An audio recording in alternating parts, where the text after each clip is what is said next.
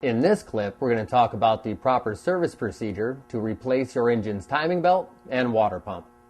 In this step, we're going to talk about the proper procedure for reinstalling your engine's alternator belt. First thing we're going to do is take and reinstall our belt idler pulley. Now we had to take this off in order to change our water pump. What we're going to do is just take and slip it back down in its mounting point and screw it down hand tight.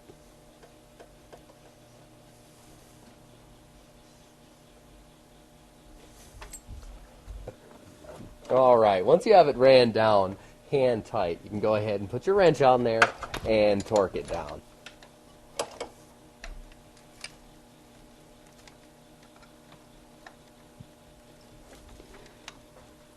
Alright, and there you go.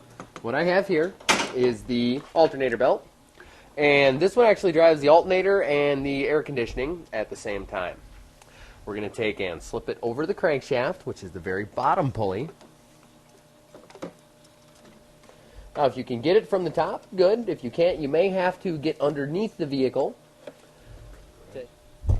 Alright, we got it around the crankshaft there. I'm going to take and loop it down around the air conditioning compressor now.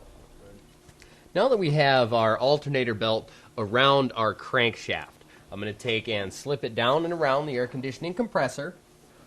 Alright, we're going to take and loop it underneath the idler pulley and over the alternator itself.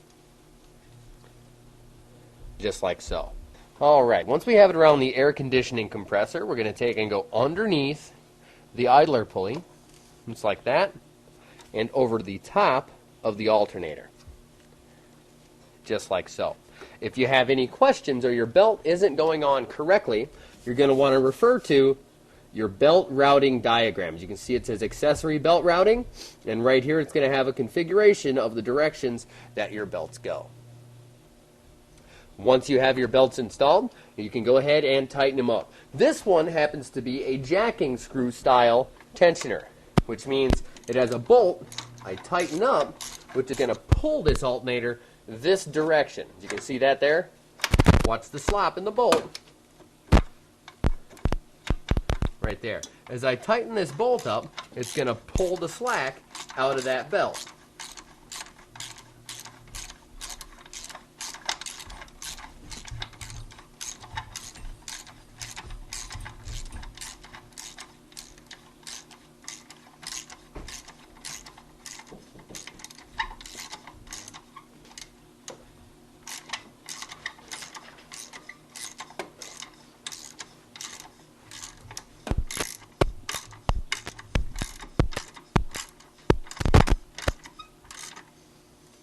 Alright, the rule of thumb for any flat style or serpentine style belt, the tension you want on it is just enough to twist it 1/2 rotation, just like that.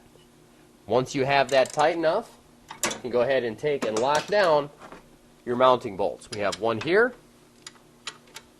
and an identical one in the back.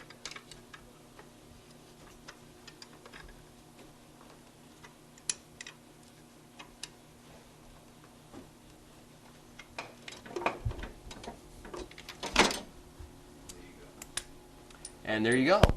That is the proper service procedure for installing your alternator belt and tightening it down.